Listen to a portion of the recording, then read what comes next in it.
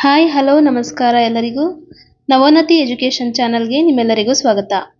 ಸ್ನೇಹಿತರೆ, ಇವತ್ತಿನ ಈ ತರಗತಿಯಲ್ಲಿ ನಾವು ಕಂಪ್ಯೂಟರ್ನ ಭಾಗ 4 ಅಧ್ಯಾಯ 3 ಕಂಪ್ಯೂಟರ್ನ ಮೆಮೊರಿ ಬಗ್ಗೆ ತಿಳ್ಕೊತಾ ಹೋಗೋಣ. ಇದಕ್ಕೂ ಮುಂಚೆ ನಾನು ಮೊದಲ ಒಂದು ತರಗತಿನಲ್ಲಿ ಅಧ್ಯಾಯ 1 ಕಂಪ್ಯೂಟರ್ನ ಬೇಸಿಕ್ ಅಂದರೆ ಕಂಪ್ಯೂಟರ್ನ ಜನರೇಷನ್, ಇನ್ಪುಟ್ ಮತ್ತು ಔಟ್ಪುಟ್ ಡಿವೈಸಸ್ಗಳ ಬಗ್ಗೆ, ಮತ್ತು ಜನರೇಷನ್ನಲ್ಲಿ ಬರುವಂತಹ ಟೆಕ್ನಾಲಜಿ, ಸ್ಟೋರೇಜ್ಗಳ ಬಗ್ಗೆ ಮತ್ತು ಸೂಪರ್ ಕಂಪ್ಯೂಟರ್ಗಳ ಬಗ್ಗೆ ಮೊದಲನೇ ಒಂದು ಭಾಗದಲ್ಲಿ ತಿಳ್ಕೊತಾ ಹೋಗಿದ್ವಿ. ಮತ್ತು ಮೂರನೇ ಒಂದು ಭಾಗದಲ್ಲಿ ಅಧ್ಯಾಯ 2 ಕಂಪ್ಯೂಟರ್ನ ಹಾರ್ಡ್ವೇರ್ನ ಬಗ್ಗೆ ನೋಡ್ತಾ ಹೋಗಿದ್ವಿ.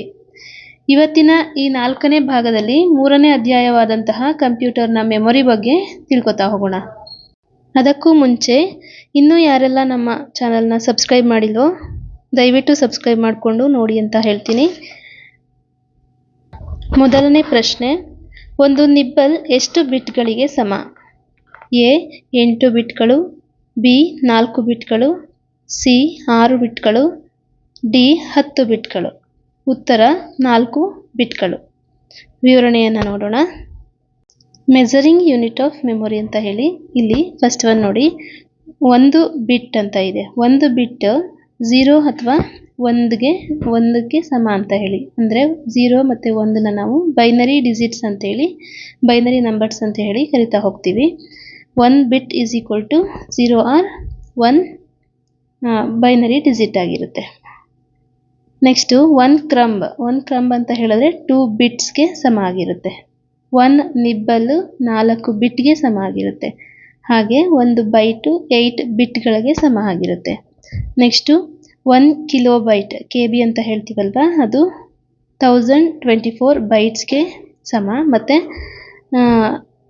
2 to the power of 10ಗೆ ಈಕ್ವಲ್ ಆಗಿರುತ್ತೆ. ಅಂತ ಹೇಳಿದ್ರೆ 2ನ 10 ಸಾರಿ ಇಂಟು ಮಾಡಿದಾಗ ನಮಗೆ ಏನು ಬರುತ್ತೆ, 1 KB ಬರುತ್ತೆ.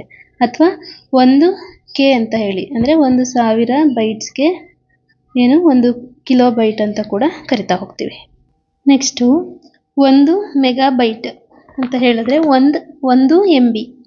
1 MB ಎಷ್ಟು ಬೈಟ್ಸ್ಗಳಿಗೆ ಸಮ ಅಂತ ಕೇಳ್ಬೋದು, ಅಥವಾ 1 MB ಎಷ್ಟು ಕಿಲೋಬೈಟ್ಸ್ಗಳಿಗೆ ಸಮ ಅಂತ ಕೇಳ್ಬೋದು, ಅಥವಾ 1 MB ಅಂತ ಕೊಟ್ಟು ಕೆಳಗಡೆ ಆಪ್ಷನ್ಸ್ ಕೊಟ್ಟಿರ್ಬೋದು. ಆಪ್ಷನ್ಸಲ್ಲಿ 1024 KB ಅಂತ ಇರ್ಬೋದು, ಅಥವಾ 2 to the power of 20 ಅಂತ ಇರ್ಬೋದು, ಅಥವಾ 1 ಮಿಲಿಯನ್ ಬೈಟ್ಸ್ ಅಂತ ಇರ್ಬೋದು. ಇದಲ್ಲದೆ ಇನ್ನೂ ಒಂದು ರೀತಿಯಲ್ಲಿ ಕೇಳಬಹುದು. ಹೇಗೆ ಅಂತ ಹೇಳಿದ್ರೆ, ಇಲ್ಲಿ 1 ಮಿಲಿಯನ್ ಬೈಟ್ ಅಂತ ನಾನು ಕೊಟ್ಟಿದ್ದೀನಿ. ಅದ್ರ ಬದಲು 1 megabyte is equal to dash ಬೈಟ್ಗಳಿಗೆ ಸಮ ಅಂತ ಕೊಟ್ಟಿರ್ತಾರೆ. ಇಲ್ಲಿ 1 ಮಿಲಿಯನ್ ಬೈಟ್ ಆಪ್ಷನ್ ಇದ್ರೆ ಓಕೆ, ಅದು ಇಲ್ಲ ಅಂತ ಹೇಳಿದ್ರೆ ಹೇಗೆ ನಾವು ಕಂಡುಹಿಡಿಯೋದು ಅಂತ ಹೇಳಿದ್ರೆ, ಇಲ್ಲಿ ನೋಡಿ, ನಾನು ಬರೆದಿರುವಂತಹ ನೋಟ್ಸ್ನ ಒಂದು ಪಿಕ್ಚರ್ ಇಲ್ಲಿ ಹಾಕಿದ್ದೀನಿ, ನೋಡ್ತಾ ಹೋಗಿ.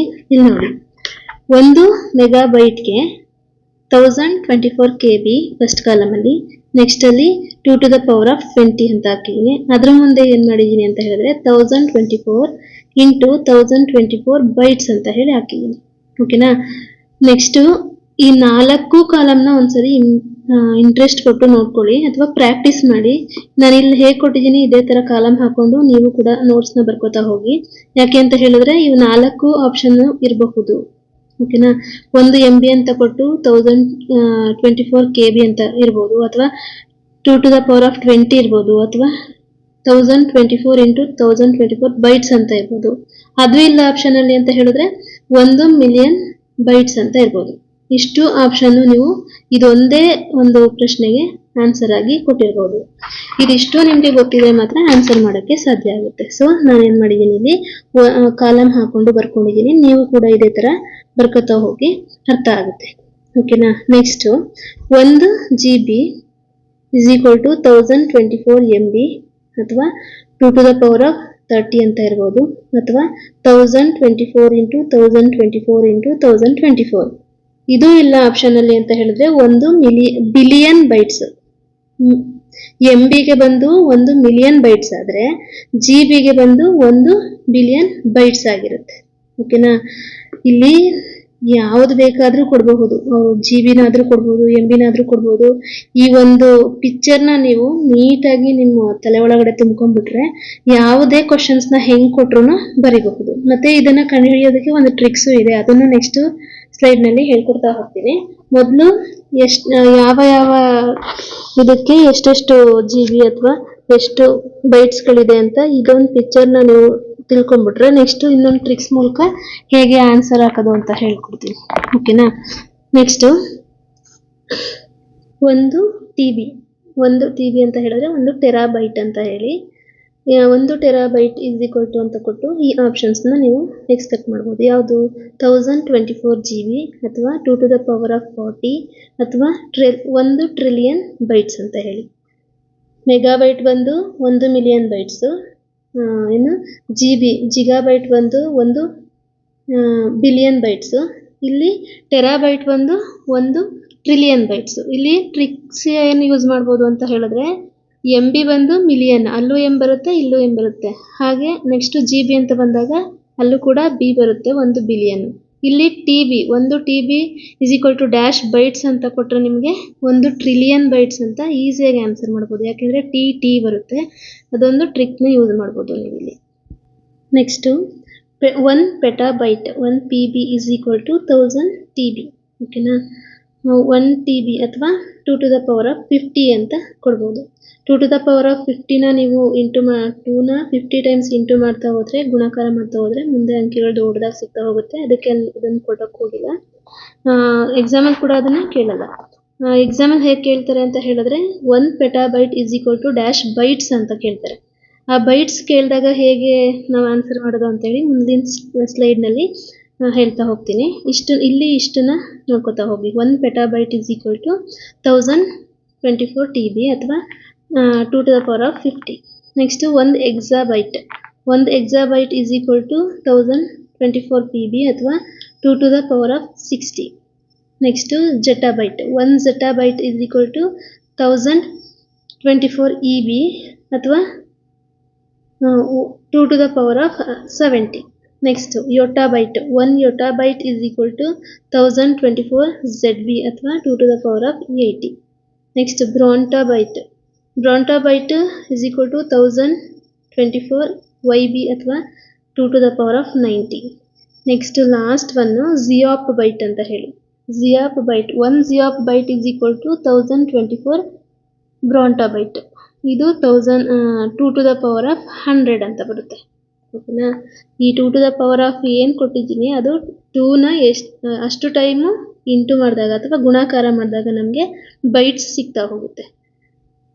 ಇದಿಷ್ಟು ನೋಡ್ತಾ ಹೋಗಿ. ನೆಕ್ಸ್ಟು 2ನೇ ಪ್ರಶ್ನೆ, 1 GB ಎಂದರೆ? ನಾನೀಗಲ್ಲಿ ಏನು ಹೇಳಿದೆ, ಮೆಜರಿಂಗ್ ಆಫ್ ಯೂನಿಟ್ಸಲ್ಲಿ ಹೇಗೆಲ್ಲ ಇರುತ್ತೆ ಅಂತ ಹೇಳಿದೆ ಅಲ್ವಾ. 1 GB 1 KB 1 MB ಈ ಥರ ಕೊಟ್ಟಾಗ ಕೆಳಗಡೆ ಆಪ್ಷನ್ಸ್ ಹೇಗೆ ಕೊಡ್ತಾರೆ ಅಂತ ಹೇಳಿದ್ರೆ ನೋಡಿ, ಇಲ್ಲಿ 1 GB ಎಂದರೆ ಅಂತ ಕೊಟ್ಬಿಟ್ಟು ಆಪ್ಷನ್ಸು 1024 MB ಅಥವಾ 1024 into 1024 bites. Option B 1024 into 1024 KB. Option C 1 million ಅಥವಾ 2 to the power of 30. D ಮೇಲಿನ ಎಲ್ಲವೂ ಸರಿ. ನೋಡಿ, ಈ ಥರ ಆಪ್ಷನ್ಸ್ ಕೊಟ್ಟಾಗ ನೀವು ಈ ಪ್ರಶ್ನೆನ ಒಂದ್ಸರಿ ಪಾಸ್ ಮಾಡಿಕೊಂಡು ಆನ್ಸರ್ನ ಹೇಳಲಿಕ್ಕೆ ಟ್ರೈ ಮಾಡಿ. ಗೊತ್ತಾಗಲಿಲ್ಲ ಅಂದರೆ ಮುಂದೆ ನಾನು ಹೇಳ್ಕೊಡ್ತಾ ಹೋಗ್ತೇನೆ. ಓಕೆನಾ? ನೋಡಿ, ಇಲ್ಲಿ ಇದಕ್ಕೆ ಆನ್ಸರ್ ಬಂದು ಮೇಲಿನ ಎಲ್ಲವೂ ಸರಿ. ಹೇಗೆ ಅಂತ ಹೇಳಿದ್ರೆ 1024 MB ಅಂದ್ರೂ 1 GBಗೆ ಸಮವಾಗಿರುತ್ತೆ. ಅದನ್ನು ಈ ಥರನೂ ಕೊಡ್ಬೋದು. ಯಾವ ಥರ? 1024 ಇಂಟು 1024 ಇಂಟು 1024 ಬೈಟ್ಸ್ ಅಂತಲೂ ಕೊಡ್ಬೋದು. ಆಪ್ಷನ್ ಬಿ 1024 ಇಂಟು 1024 KB ಅಂತನಾದರೂ ಕೊಡ್ಬೋದು. ಸಿನಲ್ಲಿ 1 ಬಿಲಿಯನ್ ಅಥವಾ 2 to the power of 30. ಇದಿಷ್ಟು ನಾನಲ್ಲಿ ಕೊಟ್ಟಿದ್ದೀನಿ, ಹಿಂದೆ ನೋಡ್ತಾ ಹೋಗಿ. ನೆಕ್ಸ್ಟು ಇದನ್ನು ಹೇಗೆ ನಾವು ಮಾಡೋದು ಅಂತ ಹೇಳಿದ್ರೆ ಇಲ್ಲಿ ನೋಡಿ, ಇಲ್ಲಿ ಒಂದು ಪ್ರಶ್ನೆ ಹಾಕ್ಕೊಂಡಿದ್ದೀನಿ. ಹಾಗೆ 1 EB ಎಷ್ಟು KBಗಳಿಗೆ ಸಮ? ಇದನ್ನು ಒಂದು ಟ್ರಿಕ್ಸ್ ಮೂಲಕ ಹೇಳ್ಕೊಡ್ತೀನಿ ಅಂತ ಹೇಳಿದೆ ಅಲ್ವಾ. ನೋಡಿ, ಇಲ್ಲಿ ಏನಿದು ಟ್ರಿಕ್ಸು? ಇಲ್ಲಿ ಆಪ್ಷನ್ಸಲ್ಲಿ ಕೊಟ್ಟಿದ್ದಾರೆ 4 ಆಪ್ಷನ್ಸು. ಈ 4 ಆಪ್ಷನ್ಸಲ್ಲಿ ಹೇಗೆ ನಾವು ಆನ್ಸರ್ನ ಫೈಂಡ್ ಔಟ್ ಮಾಡೋದು ಅಂತ ಹೇಳ್ತಾ ಬಂದಾಗ ನೋಡಿ, ಇಲ್ಲಿ BN BK MG T PE ZY ಏನಿದು ಲೆಟರ್ಸ್ಗಳು ಹೀಗೆ ಹಾಕೊಂಡಿದ್ದೀರಲ್ಲ ಅಂತ ಇದ್ದೀರಾ? ಏನಿಲ್ಲ. ಬಿ ಅಂದರೆ ಬಿಟ್ಟು, ಎನ್ ಅಂದರೆ ನಿಬ್ಬಲ್ಲು, ಮತ್ತೆ ಬಿ ಅಂದರೆ ಬೈಟ್, ಕೆ ಅಂದರೆ ಕಿಲೋಬೈಟು, ಎಮ್ ಅಂದರೆ ಮೆಗಾಬೈಟು, ಜಿ ಅಂದರೆ ಜಿಗಾಬೈಟು, ಟಿ ಅಂದರೆ ಟೆರಾಬೈಟು, ಪಿ ಅಂದರೆ ಪೆಟಾಬೈಟು, ಇ ಅಂದರೆ ಎಕ್ಸಾಬೈಟು, ಝೆಡ್ ಅಂದರೆ ಝೆಟಾಬೈಟು, ವೈ ಅಂದರೆ ಯೋಟಾಬೈಟು. ಇದಿಷ್ಟೇ ಮಾತ್ರ ತಿಳ್ಕೊಳ್ತಾ ಹೋಗಿ. ಇದೊಂದು ಟ್ರಿಕ್ಸ್ ಮೂಲಕ ಈ ಲೆಟರ್ಸ್ಗಳನ್ನ ಹೇಗೆ ನೆನಪಲ್ಲಿ ಇಟ್ಕೊಳ್ಳೋದು ಅಂತ ಹೇಳಿದ್ರೆ BN BK MGT ಪೆಜಿ ಅಂತ ನೆನ್ಪಿಟ್ಕೋಬೋದು. BN BK MGT ಪೆಜಿ. ಇದು ನಾನು ಕೂಡ ಯೂಟ್ಯೂಬ್ನಲ್ಲಿ ನೋಡಿ ಕಲ್ತಿರುವಂತಹ ಟ್ರಿಕ್ಸೇ, ನಾನೇನು ಓನಾಗಿ ಕ್ರಿಯೇಟ್ ಮಾಡಿಲ್ಲ. ನನಗೂ ಫಸ್ಟ್ ಟೈಮ್ ಆ ಟ್ರಿಕ್ಸ್ನ ಅವ್ರು ಹೇಳ್ಕೊಡುವಾಗ ಇದೇನಿದು ಈ ಥರ ಇದೆಯಲ್ಲ ಅಂತ ಕ್ಲಮ್ಸಿ ಅನ್ನಿಸ್ತಾ ಇತ್ತು. ಆದರೆ ನಾನು ಒಂದು 2-3 ಸರಿ ಪ್ರಾಕ್ಟೀಸ್ ಮಾಡಿದಾಗ ನನಗೂ ಇದು ಅರ್ಥ ಆಯಿತು. ಮತ್ತು ಈಸಿಯಾಗಿ ಆನ್ಸರ್ನ ಫೈಂಡ್ ಔಟ್ ಮಾಡ್ಬೋದು. ನೀವು ಫಸ್ಟ್ ನೋಡಿದಾಗ ಏನೂ ಅರ್ಥ ಆಗಲ್ಲ. ನೀವು ಕೂಡ ಒಂದು 2-3 ಪ್ರಶ್ನೆಗಳನ್ನ ನೀವೇ ಕ್ರಿಯೇಟ್ ಮಾಡಿಕೊಂಡು ಇದನ್ನು ಟ್ರೈ ಮಾಡ್ತಾ ಹೋಗಿ. ಖಂಡಿತ ಈ ಟ್ರಿಕ್ಸ್ ಯೂಸ್ ಆಗೇ ಆಗುತ್ತೆ. ಓಕೆನಾ? ಹೇಗೆ ಇದನ್ನು ಟ್ರಿಕ್ಸ್ನ ಯೂಸ್ ಮಾಡೋದು ಅಂತ ಹೇಳಿದ್ರೆ ನೋಡಿ, ಇಲ್ಲಿ ಪ್ರಶ್ನೆ ಏನಿದೆ, 1 EB ಎಷ್ಟು KBಗಳಿಗೆ ಸಮ ಅಂತ ಇದೆ. EB ಅಂತ ಅಂದಾಗ ನೀವು ತಗೊಳ್ಳಿ. ಇಂದ ಫಸ್ಟು ಎಷ್ಟು ಅಂತ ಕೇಳಿರ್ತಾರಲ್ಲ ಅದನ್ನು ಫಸ್ಟ್ ತಗೋಬೇಕು.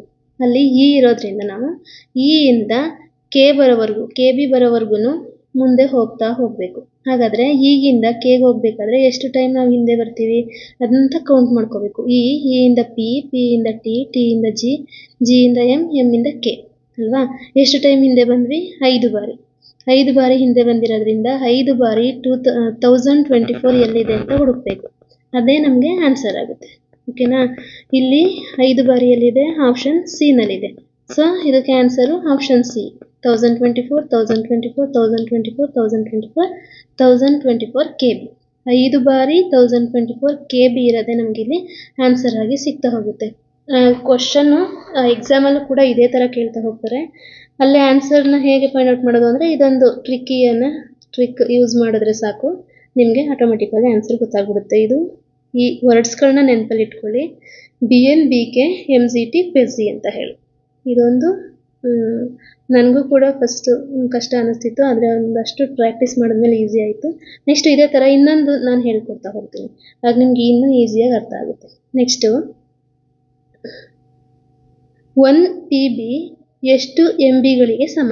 ನೋಡಿ, ಇಲ್ಲಿ PB ಕೇಳಿದ್ದಾರೆ. ಸೊ ನಾನೇನು P ಹತ್ರ ಹೋಗ್ತೀನಿ. P ಹತ್ರದಿಂದ ಎಷ್ಟು MBಗಳಿಗೆ ಅಂತ ಕೇಳಿದಾರಲ್ವಾ, ಹಾಗಾಗಿ ನಾನು M ಹಿಂದೆ ಹೋಗಬೇಕು. P ಇಂದ M ಹಿಂದೆ ಬಂದಾಗ ಎಷ್ಟು ಟೈಮ್ ನಾವು ಹಿಂದೆ ಬರ್ತೀವಿ? P ಇಂದ T ಇಂದ G ಇಂದ M, ಅಲ್ಲಿಗೆ 3 ಟೈಮ್ಸ್ ಹಿಂದೆ ಬಂದ್ವಿ.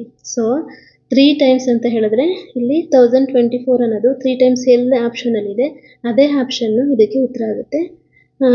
ಅದು ಉತ್ತರ ಕೂಡ ಕರೆಕ್ಟ್ ಆಗಿರುತ್ತೆ. ಹೇಗೆ ಪತ್ತೆ ಹಚ್ಚೋದು ಅಂತ ಹೇಳಿದ್ರೆ, ನಾನಲ್ಲಿ ನನ್ನ ನೋಟ್ಸ್ನಲ್ಲಿ ತೆಗೆದಿರೋಂತಹ ಒಂದು ಪಿಕ್ಚರ್ ಹಾಕಿದ್ನಲ್ಲ, ಅದನ್ನು ಬೇಕಾದರೆ ಹಿಂದೆ ಹೋಗಿ ನೋಡ್ತಾ ಹೋಗಿ ನಿಮ್ಗೆ ಅರ್ಥ ಆಗುತ್ತೆ. ಇನ್ನು ಇದಕ್ಕೆ ಉತ್ತರ ಬಂದು 1024 MB. 3 ಸಾರಿ 1024ನ ನಾವು ಇಂಟು ಮಾಡಿದಾಗ ಏನು ಬರುತ್ತೆ? 1 PBಗೆ ಸಮ ಆಗುತ್ತೆ. 1024 MBನ ನಾವು ಗುಣಾಕಾರ ಮಾಡಿದಾಗ 1 PB ಅಂದರೆ 1 ಪೆಟಾಬೈಟನ್ನು ಪಡ್ಕೊತೀವಿ ಅಂತ ಇದು ಆನ್ಸರ್ ಆಗುತ್ತೆ. ಓಕೆನಾ? ಅರ್ಥ ಆಯಿತು ಅಂತ ಭಾವಿಸ್ತೀನಿ. ಮುಂದೆ ಹೋಗೋಣ. ನೆಕ್ಸ್ಟು 3ನೇ ಪ್ರಶ್ನೆ, ಈ ಕೆಳಗಿನವುಗಳಲ್ಲಿ ಅತಿ ದೊಡ್ಡ ಶೇಖರಣಾ ಸ್ಥಳ ಯಾವುದು ಅಂತ ಹೇಳಿದ್ರೆ, ಈಗ ಅಲ್ಲಿ ಹಿಂದೆ ಹೇಳಿದ್ನಲ್ಲ, ಅದಷ್ಟು ನೀವು ನೆನಪಲ್ಲಿ ಇಟ್ಕೊಂಡ್ರೆ ಈ ಪ್ರಶ್ನೆಗೆ ಈಸಿಯಾಗಿ ಉತ್ತರವನ್ನು ಹೇಳ್ಬೋದು. ಇಲ್ಲಿ ನೋಡಿ, ಆಪ್ಷನ್ಸು ಕಿಲೋಬೈಟು, ಮೆಗಾಬೈಟು, ಜಿಗಾಬೈಟು ಅಥವಾ ಟೆರಾಬೈಟು. ಉತ್ತರ ಬಂದು ಟೆರಾಬೈಟು. ಆದರೆ ನಿಮಗೆ ಎಕ್ಸಾಮಲ್ಲಿ 1 ಟೆರಾಬೈಟ್ ಬಿಟ್ಟು ಇನ್ನೂ ಏನೇನೆಲ್ಲ ಆಪ್ಷನ್ಸ್ ಕೊಡ್ಬೋದು ಅಂತ ಹೇಳಿ ನಾನಿಲ್ಲಿ ಕೊಡ್ತಾ ಹೋಗಿದ್ದೀನಿ ನೋಡಿ. 1 terabyte is equal to 1024 GB ಅಂತನಾದರೂ ಇರ್ಬೋದು, 2 to the power of 40 ಅಂತನಾದರೂ ಇರ್ಬೋದು, ಅಥವಾ 1024 ಬೈಟ್ಸ್ ಅಂತ ಕೂಡ ಕೊಡ್ಬೋದು, ಅಥವಾ 1 ಟ್ರಿಲಿಯನ್ ಅಂತನಾದರೂ ಕೊಡ್ಬೋದು, ಅಥವಾ 1024 MB ಇಂಟು 1024 MB. 1024 MB ಅಂದರೆ 2 ಸಾರಿ MBಗಳನ್ನ ಏನು ಇಂಟು ಮಾಡಿದಾಗಲೂ ಕೂಡ 1 ಟೆರಾಬೈಟ್ ಸಿಗ್ತಾ ಹೋಗುತ್ತೆ ಅಂತ ಇದರರ್ಥ. ಓಕೆನಾ? ಈ ಥರ ಆಪ್ಷನ್ಸ್ಗಳನ್ನ ಯಾವ ಥರ ಬೇಕಾದರೂ ಕೇಳ್ಬೋದು. ಹಾಗಾಗಿ ನಾವು ಅಲ್ಲಿ ಕಾಲಮ್ ಮಾಡಿ ಬರ್ಕೊಂಡಿದೀವಲ್ಲ ಆ ಥರ ಒಂದು ನೋಟ್ಸ್ ಮಾಡಿಕೊಂಡು ಒಂದಷ್ಟು ಸಾರಿ ಅದನ್ನು ನೋಡ್ತಾ ಹೋಗಿ, ಖಂಡಿತ ನಿಮಗೆ ಅದು ತಲೆಯಲ್ಲಿ ಉಳ್ಕೊಳ್ಳುತ್ತೆ. ಓಕೆನಾ. ಕಾಲಮ್ ಮಾಡದೆ ನೀವು ಹಾಗೆ ಕಲ್ತೀವಿ ಅಂದರೆ ಖಂಡಿತ ಆಗಲ್ಲ. ಅಲ್ಲಿ ನಾನು ನೋಟ್ಬುಕ್ಕಲ್ಲಿ ಹೇಗೆ ಕಾಲಮ್ ಮಾಡಿಕೊಂಡು ಬರೆದಿದ್ದೀನಿ ಆ ಥರ ಬರ್ಕೊಂಡು ನೀವು ಮತ್ತೆ ಆ ಒಂದು ಟ್ರಿಕ್ಸ್ನ ಯೂಸ್ ಮಾಡಿಕೊಂಡು, ಯಾವುದು tricks, BN BT MGT SG ಅಂತ ಹೇಳಿ ಒಂದು ಟ್ರಿಕ್ಸ್ ಹೇಳ್ಕೊಟ್ನಲ್ಲ, ಅದನ್ನು ಕೂಡ ಯೂಸ್ ಮಾಡ್ಕೋಬೋದು. ಅದು ಈಸಿಯಾಗಿ ಫೈಂಡ್ ಔಟ್ ಮಾಡ್ಬೋದು ಆನ್ಸರ್ನ. ಇನ್ನು 2 to the power of 10 20 ಅಂತ ಇದೆಯಲ್ಲ, ಅದನ್ನು ನೀವು ಬಯಾಟ್ ಮಾಡಲೇಬೇಕಾಗುತ್ತೆ. 1 KBಗೆ 2 to the power of 10, 1 MBಗೆ 2 to the power of 20, 1 GBಗೆ 2 to the power of 30, ಹೀಗೆ ಕಂಟಿನ್ಯೂ ಆಗ್ತಾ ಹೋಗುತ್ತೆ. ನೀವು ಅದನ್ನು ಬಯಾಟ್ ಮಾಡಿದ್ರೆ ಮಾತ್ರ ನೆನಪಲ್ಲಿ ಉಳ್ಕೊಳ್ಳೋದಕ್ಕೆ ಸಾಧ್ಯ. ಮುಂದೆ 4ನೇ ಪ್ರಶ್ನೆ. ಕಂಪ್ಯೂಟರ್ನಲ್ಲಿ ಅತಿ ವೇಗದ ಮೆಮೊರಿ ಯಾವುದು? A main memory, B cache memory, C register, D hard disk. 5ನೇ ಪ್ರಶ್ನೆ. ಕೆಳಗಿನವುಗಳಲ್ಲಿ ಯಾವ ಮೆಮೊರಿ ಕಡಿಮೆ ಪ್ರವೇಶ ಸಮಯ ಅಥವಾ ಆಕ್ಸೆಸ್ ಟೈಮ್ ಅನ್ನು ಹೊಂದಿದೆ? A main memory, B cache memory, C register, D hard disk. ನಾನು ಇಲ್ಲಿ 2 ಪ್ರಶ್ನೆಗಳನ್ನ ಒಟ್ಟಿಗೆ ಹಾಕೊಂಡಿದ್ದೀನಿ. ಯಾಕೆ ಅಂತ ಹೇಳಿದ್ರೆ ಈ 2 ಪ್ರಶ್ನೆಗಳಿಗೆ ಒಂದೇ ಉತ್ತರ ಆಗಿರೋದ್ರಿಂದ ನಾನಿಲ್ಲಿ ಈ ಪ್ರಶ್ನೆಗಳನ್ನ ಹಾಕೊಂಡಿದ್ದೀನಿ. ಈ ಪ್ರಶ್ನೆಗೆ ಉತ್ತರ ಹೇಳೋಕ್ಕೂ ಮುಂಚೆ ನೆಕ್ಸ್ಟ್ ಸ್ಲೈಡ್ನಲ್ಲಿ ಇದಕ್ಕೆ ಸಂಬಂಧಪಟ್ಟಂತಾಗಿ ವಿವರಣೆ ಇದೆ. ಆ ವಿವರಣೆ ನೋಡಿದ ಮೇಲೆ ನೀವೇ ಹೇಳ್ತೀರಾ ಈ ಪ್ರಶ್ನೆಗಳಿಗೆ ಉತ್ತರ ಏನು ಅಂತ ಹೇಳಿ. ಓಕೆ, ವಿವರಣೆ ನೋಡೋಣ. ನೋಡಿ, ಇಲ್ಲಿ ಅತಿ ವೇಗವಾಗಿ ಕಾರ್ಯನಿರ್ವಹಿಸುವ ಮೆಮೊರಿಗಳು ಅಂತ ಇದೆ. ಮೆಮೊರಿ ಹೆರಾರ್ಕಿ ಅಂತ ಹೇಳಿ ಏನಿದು ಅಂತ ಹೇಳಿದ್ರೆ, register, cache memory, main memory, magnetic storage, optical storage, magnetic tape ಅಂತ ಇದೆ. ಇಲ್ಲಿ ರಿಜಿಸ್ಟರ್ ಅಂತ ಹೇಳಿದ್ರೆ ಇದು CPU ನಲ್ಲಿರುತ್ತೆ. ಇದು ಅತಿ ಹೆಚ್ಚು ವೇಗವಾಗಿ ಕಾರ್ಯನಿರ್ವಹಿಸುವಂತಹ ಒಂದು ಮೆಮೊರಿ ಆಗಿರುತ್ತೆ. ಓಕೆನಾ. ನೆಕ್ಸ್ಟ್ ಅದನ್ನು ಬಿಟ್ಟರೆ ಕ್ಯಾಶ್ ಮೆಮೊರಿ. ಕ್ಯಾಶ್ ಮೆಮೊರಿ ಕೂಡ ಅತಿ ಹೆಚ್ಚು ಸ್ಪೀಡಾಗಿ ಅಂದರೆ ವೇಗವಾಗಿ ಕಾರ್ಯವನ್ನು ನಿರ್ವಹಿಸುತ್ತೆ. ಅದು ಬಿಟ್ಟರೆ ಮೇನ್ ಮೆಮೊರಿ, ಅದು ಬಿಟ್ಟರೆ ಮ್ಯಾಗ್ನೆಟಿಕ್ ಸ್ಟೋರೇಜು, ಅದಾದಮೇಲೆ ಆಪ್ಟಿಕಲ್ ಸ್ಟೋರೇಜ್ ಬರುತ್ತೆ. ನೆಕ್ಸ್ಟು ಮ್ಯಾಗ್ನೆಟಿಕ್ ಟೇಪ್ ಬರುತ್ತೆ. ಇನ್ನು ಆ ಕಡೆ ಈ ಕಡೆ ಬಾಣದ ಗುರುತುಗಳಿದೆ. ಇದೇನು ಅಂತ ಹೇಳಿದ್ರೆ ಲೆಫ್ಟಲ್ಲಿರುವಂತಹ ಸ್ಟೋರೇಜ್ ಕೆಪಾಸಿಟಿ ಅಂತ ಹೇಳಿದೆಯಲ್ಲ, ಇದು ಕೆಳಗಡೆ ಬರ್ತಾ ಬರ್ತಾ ಏನಾಗುತ್ತೆ, ಸ್ಟೋರೇಜ್ ಕೆಪಾಸಿಟಿ ಕಡಿಮೆ ಆಗುತ್ತೆ ಅಂತ ಹೇಳಿದ್ರೆ ರಿಜಿಸ್ಟರಲ್ಲಿ ಸ್ಟೋರೇಜ್ ಕಡಿಮೆ ಇರುತ್ತೆ, ಕ್ಯಾಶ್ ಮೆಮೊರಿನಲ್ಲೂ ಕಡಿಮೆ ಇರುತ್ತೆ. ಅದೇ ಕೆಳಗಡೆ ಬಂದಾಗ ಮ್ಯಾಗ್ನೆಟಿಕ್ ಟೇಪಲ್ಲಿ ಸ್ಟೋರೇಜ್ ಕೆಪಾಸಿಟಿ ಜಾಸ್ತಿ ಇರುತ್ತೆ. ಓಕೆನಾ. ಕೆಳಗಡೆ ಬಂದಂಗೆ ಸ್ಟೋರೇಜ್ ಕೆಪಾಸಿಟಿ ಜಾಸ್ತಿ ಆಗ್ತಾ ಇರುತ್ತೆ ಡಿವೈಸ್ಗಳಲ್ಲಿ. ಈ ಕಡೆ ಬಂದಾಗ ಆಕ್ಸೆಸ್ ಟೈಮ್ ಅಥವಾ ಸ್ಪೀಡ್ ಕೆಪಾಸಿಟಿ. ಓಕೆನಾ. ಸ್ಪೀಡಾಗಿ ವರ್ಕ್ ಮಾಡೋದು, ಕಾರ್ಯ ಮಾಡೋದಕ್ಕೆ ತಗೊಳ್ಳುವಂತಹ ಸಮಯ ತುಂಬ ಕಡಿಮೆ ಸಮಯವನ್ನು ತಗೊಳ್ಳೋದು ಯಾವುದು ಅಂತ ಹೇಳಿದ್ರೆ ರಿಜಿಸ್ಟರ್ಸ್. ಈ ರಿಜಿಸ್ಟರು, ಅದು ಬಿಟ್ಟರೆ ಕ್ಯಾಶ್ ಮೆಮೊರಿ, ಇವೆರಡನ್ನೇ ಮೇನ್ ಎಕ್ಸಾಂಪಲ್ ಕೊಡೋವಂಥದ್ದು. ಅತಿ ಹೆಚ್ಚು ಆಕ್ಸೆಸ್ ಟೈಮ್ನ ಅತಿ ಹೆಚ್ಚು ಸ್ಪೀಡಾಗಿ ವರ್ಕ್ ಮಾಡೋದು ಯಾವುದು ಅಂತ ಕೇಳಿದ್ರೆ, ಅಥವಾ ಅತಿ ಕಡಿಮೆ ಆಕ್ಸೆಸ್ ಟೈಮನ್ನು ತಗೊಂಡು ವರ್ಕ್ ಮಾಡುವಂತಹ ಮೆಮೊರಿ ಯಾವುದು ಅಂತ ಕೇಳಿದ್ರೆ ನೀವು ರಿಜಿಸ್ಟರ್ ಹಾಕಬೇಕು. ರಿಜಿಸ್ಟರ್ ಇಲ್ಲ ಅಂತ ಹೇಳಿದ್ರೆ ಕ್ಯಾಶ್ ಮೆಮೊರಿ ಹಾಕಬೇಕು. ಓಕೆನಾ. ಇವೆರಡನ್ನೇ ಮೇಯ್ನಾಗಿ ಕೇಳ್ತಾ ಹೋಗ್ತಾರೆ. ಇನ್ನು ಸ್ಟೋರೇಜ್ ಕೆಪಾಸಿಟಿ ಬಂದಂಗೆ ಇಲ್ಲಿರುವಂತಹ ಆಪ್ಷನ್ಸಲ್ಲಿ ಕೆಳಗಡೆ ಬಂದಂಗೆ ಸ್ಟೋರೇಜ್ ಕೆಪಾಸಿಟಿ ಜಾಸ್ತಿ ಆಗುತ್ತೆ, ಮೇಲ್ಗಡೆ ಹೋದಂಗೆ ಸ್ಟೋರೇಜ್ ಕೆಪಾಸಿಟಿ ಕಡಿಮೆ ಆಗ್ತಾ ಹೋಗುತ್ತೆ. ಈ ಒಂದು ಪಿಕ್ಚರ್ನ ನೀಟಾಗಿ ಅಬ್ಸರ್ವ್ ಮಾಡಿ. ಓಕೆನಾ. ಇನ್ನು ನೆಕ್ಸ್ಟ್ ಪ್ರಶ್ನೆ, 6ನೇ ಪ್ರಶ್ನೆ. ಈ ಕೆಳಗಿನವುಗಳಲ್ಲಿ ಯಾವುದು ಮೇನ್ ಮೆಮೊರಿ ಆಗಿದೆ? A options hard disk, B DVD, C pen drive, D random Axis memory ಅಥವಾ ರೋಮ್ ಅಂತಲೂ ಕೂಡ ಹೇಳ್ಬೋದು. ಇಲ್ಲಿ ಉತ್ತರ ಬಂದು ರ್ಯಾಂಡಮ್ ಆಕ್ಸಿಸ್ ಮೆಮೊರಿ, ರ್ಯಾಮ್, ಸಾರಿ ರೋಮ್ ಅಲ್ಲ, RAM, RAM, RAM, random Axis memory. ಇದಕ್ಕೆ ಉತ್ತರ ಬಂದು ವಿವರಣೆ ಬಂದು ಮುಖ್ಯ ಮೆಮೊರಿ ಅಥವಾ ಮೇನ್ ಮೆಮೊರಿ ಅಂತ ಕೂಡ ಕರಿತಾ ಹೋಗ್ತಾರೆ. ಇದರಲ್ಲೂ ಕೂಡ 2 ರೀತಿಯಾದ ಕ್ಲಾಸಿಫಿಕೇಶನ್ನ ನೋಡ್ಬೋದು. ಒಂದು ರ್ಯಾಮ್, ಇನ್ನೊಂದು ರೋಮ್. ರ್ಯಾಮ್ ಅಂತ ಹೇಳಿದ್ರೆ ರ್ಯಾಂಡಮ್ ಆಕ್ಸಿಸ್ ಮೆಮೊರಿ, ರೋಮ್ ಅಂತ ಹೇಳಿದ್ರೆ ರೀಡ್ ಓನ್ಲಿ ಮೆಮೊರಿ ಅಂತ ಹೇಳಿ. ನೋಡಿ, ಇಲ್ಲಿ ಈ ಸ್ಲೈಡ್ನ ನೀಟಾಗಿ ಅಬ್ಸರ್ವ್ ಮಾಡಿ. ಇದೊಂದೇ ಸ್ಲೈಡು ನಿಮಗೆ ಹಲವಾರು ಪ್ರಶ್ನೆಗಳಿಗೆ ಉತ್ತರವನ್ನು ಕೊಡ್ತಾ ಹೋಗುತ್ತೆ. ಸೊ ನೀಟಾಗಿ ನೋಡ್ಕೊಳ್ಳಿ. ಮೊದಲಿಗೆ ಕ್ಲಾಸಿಫಿಕೇಶನ್ ಆಫ್ ಮೆಮೊರಿ. ಮೆಮೊರಿನಲ್ಲಿ ಮೇಯ್ನು ಮುಖ್ಯವಾಗಿ 2 ರೀತಿಯಾಗಿ ವಿಂಗಡಣೆಯನ್ನು ಮಾಡ್ತಾ ಹೋಗ್ತಾರೆ. ಮೊದಲನೇದು ಪ್ರಾಥಮಿಕ ಮೆಮೊರಿ ಅಥವಾ ಪ್ರೈಮರಿ ಮೆಮೊರಿ, ಅಥವಾ ಇದನ್ನು ಮೇನ್ ಮೆಮೊರಿ ಅಂತ ಕೂಡ ಕರೀತಾರೆ, ಮತ್ತು ಇಂಟರ್ನಲ್ ಮೆಮೊರಿ ಅಂತ ಕೂಡ ಕರೀತಾರೆ. ಓಕೆನಾ. ಒಂದು ಪ್ರಾಥಮಿಕ memory, primary memory, main memory ಅಥವಾ ಇಂಟರ್ನಲ್ ಮೆಮೊರಿ ಇಷ್ಟು ಕೂಡ ಒಂದೇನೆ. ನೆಕ್ಸ್ಟ್ ಇನ್ನೊಂದು ಸೆಕೆಂಡರಿ ಮೆಮೊರಿ, ಎಕ್ಸ್ಟರ್ನಲ್ ಮೆಮೊರಿ ಮತ್ತು ಆಕ್ಸಿಲರಿ ಮೆಮೊರಿ. ಇದಿಷ್ಟು ಎರಡನೇದು. ಮೊದಲನೇದು ಪ್ರೈಮರಿ ಮೆಮೊರಿ ಆದರೆ ಎರಡನೇದು ಸೆಕೆಂಡರಿ ಮೆಮೊರಿ. ಈ ಪದಗಳನ್ನ ನೀಟಾಗಿ ಒಂದ್ಸರಿ ನೋಡ್ಕೊಳ್ಳಿ, ಯಾಕೆಂದರೆ ಯಾವ ಪದ ಬೇಕಾದರೂ ಅವರು ಯೂಸ್ ಮಾಡ್ಬೋದು. ಪ್ರೈಮರಿ ಮೆಮೊರಿನಾದರೂ ಯೂಸ್ ಮಾಡ್ಬೋದು, ಮೇನ್ ಮೆಮೊರಿನಾದರೂ ಕೊಡ್ಬೋದು, ಇಂಟರ್ನಲ್ ಮೆಮೊರಿನಾದರೂ ಕೊಡ್ಬೋದು. ಈ ಕಡೆ ಬಂದರೆ secondary memory, external memory, auxiliary memory ಈ ಮೂರಲ್ಲಿ ಯಾವ್ದು ಬೇಕಾದರೂ ಕೊಡ್ಬೋದು. ಸೊ ನೀಟಾಗಿ ನೋಡ್ಕೊಳ್ಳಿ. ನೆಕ್ಸ್ಟು ಪ್ರೈಮರಿ ಮೆಮೊರಿನಲ್ಲಿ ಬಂದಾಗ ಮೊದಲನೇದು ರ್ಯಾಮ್. ರ್ಯಾಮ್ ಅಂತ ಹೇಳಿದ್ರೆ ರ್ಯಾಂಡಮ್ ಆಕ್ಸೆಸ್ ಮೆಮೊರಿ. ಓಕೆನಾ. ಈ ರ್ಯಾಮ್ನಲ್ಲಿ ಮತ್ತೆ 2 ಟೈಪ್ಸ್ ಇದೆ. ಅದು ಎಸ್ ರ್ಯಾಮ್ ಮತ್ತು ಇನ್ನೊಂದು ಡಿ ರ್ಯಾಮ್. ಸ್ಟ್ಯಾಟಿಕ್ ರ್ಯಾಮ್ ಮತ್ತು ಡೈನಾಮಿಕ್ ರ್ಯಾಮ್ ಅಂತ ಹೇಳಿ ಕರಿತಾ ಹೋಗ್ತೀವಿ. ನೆಕ್ಸ್ಟು ರೋಮ್ನಲ್ಲಿ ಮತ್ತೆ 3 ವಿಭಾಗ ಇರುತ್ತೆ. Read only memory. Read only ಮೆಮೊರಿನಲ್ಲಿ P ROM, E P ROM, E P ROM. ಓಕೆನಾ. ಈ ಅಬ್ರಿವೇಷನ್ಸ್ಗಳನ್ನ ಮುಂದಿನ ಸ್ಲೈಡ್ನಲ್ಲಿ ಹೇಳ್ಕೊಡ್ತೀನಿ. Next secondary memory. ಸೆಕೆಂಡರಿ ಮೆಮೊರಿನಲ್ಲಿ ಯಾವುದೆಲ್ಲ ಬರುತ್ತೆ ಅಂತ ನೋಡ್ತಾ ಹೋದರೆ ಮ್ಯಾಗ್ನೆಟಿಕ್ ಸ್ಟೋರೇಜ್ ಬರುತ್ತೆ, ಆಪ್ಟಿಕಲ್ ಸ್ಟೋರೇಜ್ ಬರುತ್ತೆ, ಸಾಲಿಡ್ ಸ್ಟೇಟ್ ಸ್ಟೋರೇಜ್ ಬರುತ್ತೆ. SSD ಅಂತ ಹೇಳಿ ಕರಿತಾ ಹೋಗ್ತೀವಿ. ನೆಕ್ಸ್ಟು ಮ್ಯಾಗ್ನೆಟಿಕ್ ಸ್ಟೋರೇಜಲ್ಲಿ ಯಾವ್ಯಾವ್ದು ಬರುತ್ತಪ್ಪ ಅಂತ ಹೇಳಿದ್ರೆ ಹಾರ್ಡ್ ಡಿಸ್ಕ್ ಬರುತ್ತೆ, ಫ್ಲಾಪಿ ಡಿಸ್ಕ್ ಬರುತ್ತೆ, ಮ್ಯಾಗ್ನೆಟಿಕ್ ಟೇಪ್ ಬರುತ್ತೆ. ಇನ್ನು ಆಪ್ಟಿಕಲ್ ಸ್ಟೋರೇಜಲ್ಲಿ CD, DVD ಮತ್ತು BD. CD ಅಂದರೆ ಕಾಂಪ್ಯಾಕ್ಟ್ ಡಿಸ್ಕ್, DVD ಅಂದರೆ ಡಿಜಿಟಲ್ ವರ್ಸಟೈಲ್ ಡಿಸ್ಕ್, BD ಅಂದರೆ ಬ್ಲೂ ರೇ ಡಿಸ್ಕ್ ಅಂತ ಹೇಳಿ. ಇನ್ನು ಸಾಲಿಡ್ ಸ್ಟೇಟ್ ಸ್ಟೋರೇಜಲ್ಲಿ ಪೆನ್ ಡ್ರೈವ್ ಬರುತ್ತೆ, ಮೆಮೊರಿ ಕಾರ್ಡ್ ಬರುತ್ತೆ ಮತ್ತು SSD ಕಾರ್ಡ್ ಬರುತ್ತೆ. ಓಕೆನಾ. ಇದಿಷ್ಟು ಕ್ಲಾಸಿಫಿಕೇಶನ್ ಆಫ್ ಮೆಮೊರಿನಲ್ಲಿ ಬರುವಂಥದ್ದು. ನೀಟಾಗಿ ನೋಡ್ಕೊಳ್ಳಿ. ಇದೊಂದು ಪಿಕ್ಚರೇ ನಿಮಗೆ ತುಂಬ ಉತ್ತರಗಳನ್ನ ಕೊಡ್ತಾ ಹೋಗುತ್ತೆ ಪ್ರಶ್ನೆಗಳಿಗೆ. ಓಕೆನಾ. ನೆಕ್ಸ್ಟು ಇಲ್ಲಿ ಒಂದಷ್ಟು ಅಬ್ರಿವೇಷನ್ಸ್ಗಳನ್ನ ಕೊಟ್ಟಿದ್ದೀನಿ, ನೋಡ್ಕೊತಾ ಹೋಗಿ. ಎಸ್ ರ್ಯಾಮ್ ಅಂತ ಹೇಳಿದ್ರೆ static RAM, D RAM dynamic RAM, P ROM programmable read only memory ಅಂತ ಹೇಳಿ.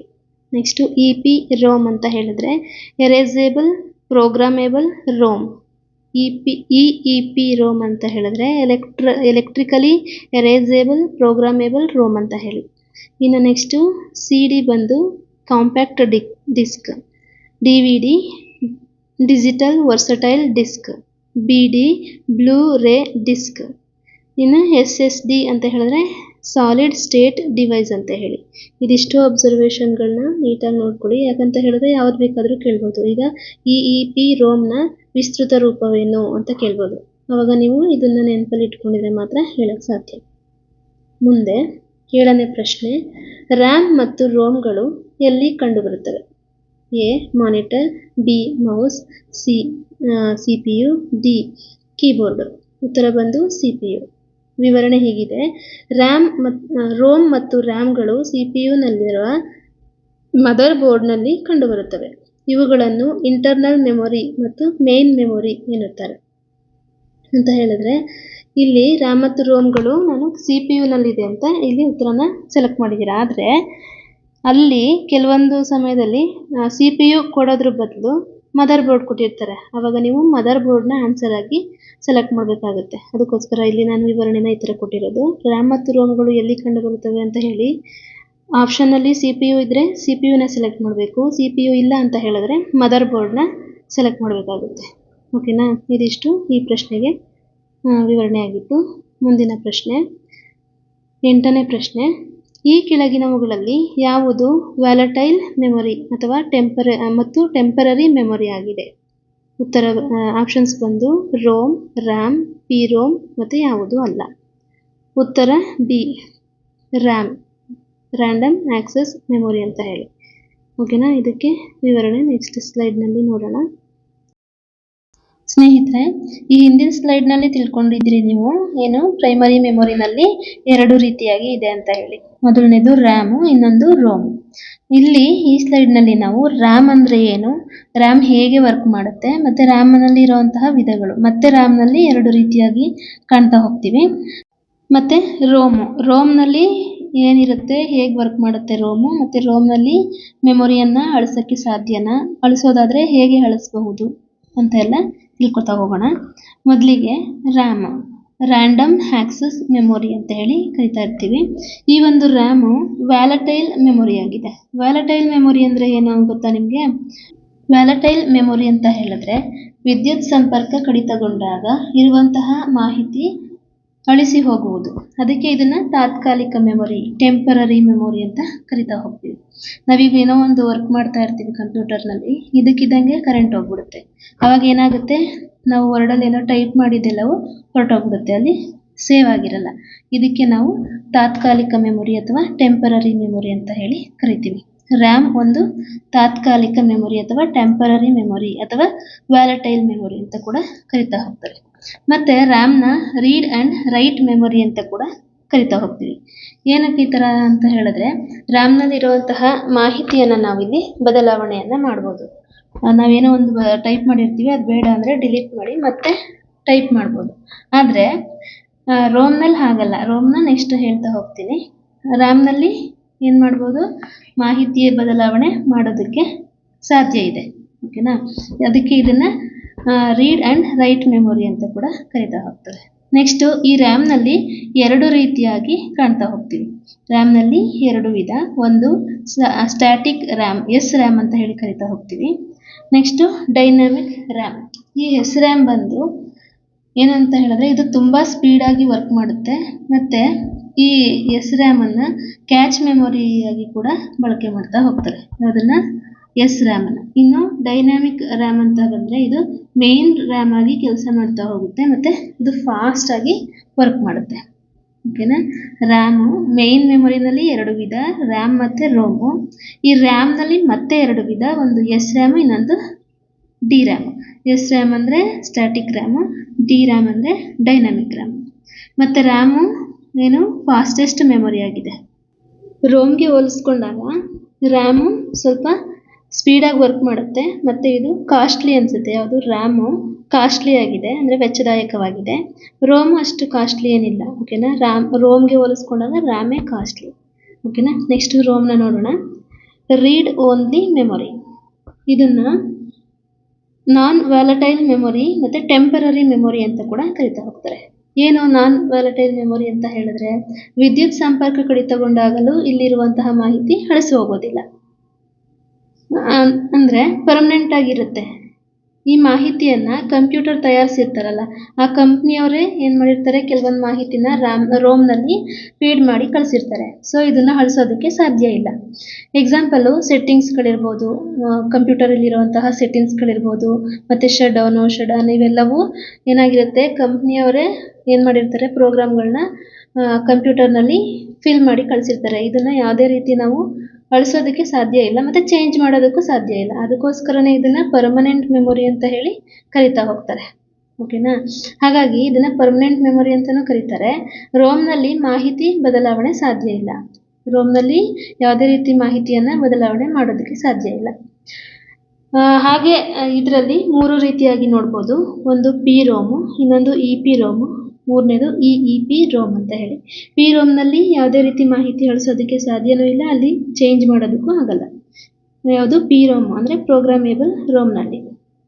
ಇನ್ನು ಇ ಪಿ ರೋಮ್ ಅಂತ ಹೇಳಿದ್ರೆ ಏನಂತಾರೆ, ಎರೇಸೇಬಲ್ ಪ್ರೋಗ್ರಾಮೇಬಲ್ ರೋಮ್ ಅಂತ ಹೇಳಿ ಕರಿತೀವಿ ಅಲ್ವಾ. ಇಲ್ಲಿ ಏನು ಮಾಡ್ಬೋದು ಅಂತ ಹೇಳಿದ್ರೆ, ಒಂದು ಬಾರಿ ಪ್ರೋಗ್ರಾಮನ್ನು ಬರೆದ ಮೇಲೆ ಮತ್ತೆ ಅದನ್ನು ಅಳಿಸೋದಕ್ಕೆ ಸಾಧ್ಯ ಇಲ್ಲ ಅಂತ ಹೇಳಿದೆ. ಆದರೆ ಈ ಒಂದು ಇ ಪಿ ರೋಮ್ನ ಯೂಸ್ ಮಾಡಿಕೊಂಡು ಅಲ್ಪ ಸ್ವಲ್ಪ ಬದಲಾವಣೆ ಮಾಡ್ಬೋದು. ಹೇಗೆ? ಅಲ್ಟ್ರಾವೈಲೆಟ್ ರೇಸ್ಗಳನ್ನ ಯೂಸ್ ಮಾಡಿಕೊಂಡು ಅಂತ ಹೇಳಿದ್ರೆ, ಈ ಒಂದು ಅಲ್ಟ್ರಾವೈಲೆಟ್ ಕಿರಣಗಳನ್ನ ಯೂಸ್ ಮಾಡಿಕೊಂಡು ಇಲ್ಲಿರುವಂತಹ ಮಾಹಿತಿಯನ್ನು ಅಲ್ಪ ಸ್ವಲ್ಪ ಬದಲಾವಣೆ ಮಾಡ್ಬೋದು. ಪೂರ್ತಿಯಾಗಿ ಬದಲಾವಣೆ ಮಾಡೋದಕ್ಕೆ ಸಾಧ್ಯ ಆಗೋದಿಲ್ಲ. ಅದೇ ರೀತಿ ಇನ್ನೊಂದು ಇ ಪಿ ಅಂತ ಹೇಳಿ. ಇ ಪಿ ಅಂತ ಅಂದರೆ ಏನು? ಎಲೆಕ್ಟ್ರಿಕಲಿ ಎರೇಸೇಬಲ್ ಪ್ರೋಗ್ರಾಮೇಬಲ್ ರೋಮ್ ಅಂತ ಹೇಳಿ. ಇಲ್ಲೇನು ಮಾಡ್ಬೋದು ಅಂತ ಹೇಳಿದ್ರೆ, ಎಲೆಕ್ಟ್ರಿಕ್ ಪಲ್ಸ್ಗಳಂತ ಹೇಳಿ ಬರುತ್ತೆ. ಆ ಎಲೆಕ್ಟ್ರಿಕ್ ಪಲ್ಸ್ಗಳನ್ನ ಯೂಸ್ ಮಾಡಿಕೊಂಡು ಇಲ್ಲೂ ಕೂಡ ಏನು ಮಾಡ್ಬೋದು, ಒಂದು ಮಾಹಿತಿಯನ್ನು ಬದಲಾವಣೆ ಮಾಡ್ಬೋದು. ಆದರೆ ಸ್ವಲ್ಪ ಕಷ್ಟ. ಓಕೆನಾ? ಇನ್ನು ಈ ರೋಮು ಸ್ಲೋವರ್ ಮೆಮೊರಿ ಆಗಿದೆ. ಅಂದರೆ ರ್ಯಾಮ್ಗೆ ಹೋಲಿಸ್ಕೊಂಡ್ರೆ ರೋಮು ಸ್ಲೋ ಆಗಿ ವರ್ಕ್ ಮಾಡುತ್ತೆ ಮತ್ತು ವೆಚ್ಚದಾಯಕ ಅಲ್ಲ. ರ್ಯಾಮು ಫಾಸ್ಟಾಗಿ ವರ್ಕ್ ಮಾಡುತ್ತೆ, ರೋಮು ಸ್ಲೋ ಆಗಿ ವರ್ಕ್ ಮಾಡುತ್ತೆ. ರ್ಯಾಮು ಕಾಸ್ಟ್ಲಿ, ರೋಮು ಕಾಸ್ಟ್ಲಿ ಅಲ್ಲ, ಸ್ವಲ್ಪ ಚೀಪಾಗಿ ಸಿಗ್ತಾ ಹೋಗುತ್ತೆ. ಓಕೆನಾ, ಇದಿಷ್ಟು ರ್ಯಾಮ್ ಮತ್ತು ರೋಮ್ ಬಗ್ಗೆ ತಿಳ್ಕೊಂಡ್ರಿ. ಇದಿಷ್ಟು ಇವತ್ತಿನ ತರಗತಿ. ಈ ಮೆಮೊರಿಯ ಒಂದು ಪಾಠ ಇಲ್ಲಿ ಮುಗ್ದಿಲ್ಲ, ಇನ್ನೂ ಇದೆ. ಮುಂದಿನ ಒಂದು ತರಗತಿನಲ್ಲಿ ಮೆಮೊರಿಗೆ ಸಂಬಂಧಪಟ್ಟಂತಹ ಇನ್ನಷ್ಟು ಮಾಹಿತಿಗಳನ್ನ ನಾನು ನೆಕ್ಸ್ಟ್ ತರಗತಿನಲ್ಲಿ ಕೊಡ್ತಾ ಹೋಗ್ತೀನಿ. ಇಲ್ಲಿಗೆ ಈ ಒಂದು ತರಗತಿನ ಎಂಡ್ ಮಾಡಬೇಕಾಗುತ್ತೆ. ಇಲ್ಲಿವರೆಗೆ ತಾಳ್ಮೆಯಿಂದ ನನ್ನ ತರಗತಿಯನ್ನು ವೀಕ್ಷಿಸಿದ್ದಕ್ಕಾಗಿ ಧನ್ಯವಾದಗಳು. ಮತ್ತು ಇಷ್ಟ ಆದಲ್ಲಿ ಏನು ಮಾಡಿ, ಸಬ್ಸ್ಕ್ರೈಬ್ ಮಾಡ್ಕೊಳ್ಳಿ, ಲೈಕ್ ಮಾಡಿ, ಶೇರ್ ಮಾಡಿ. ಧನ್ಯವಾದಗಳು.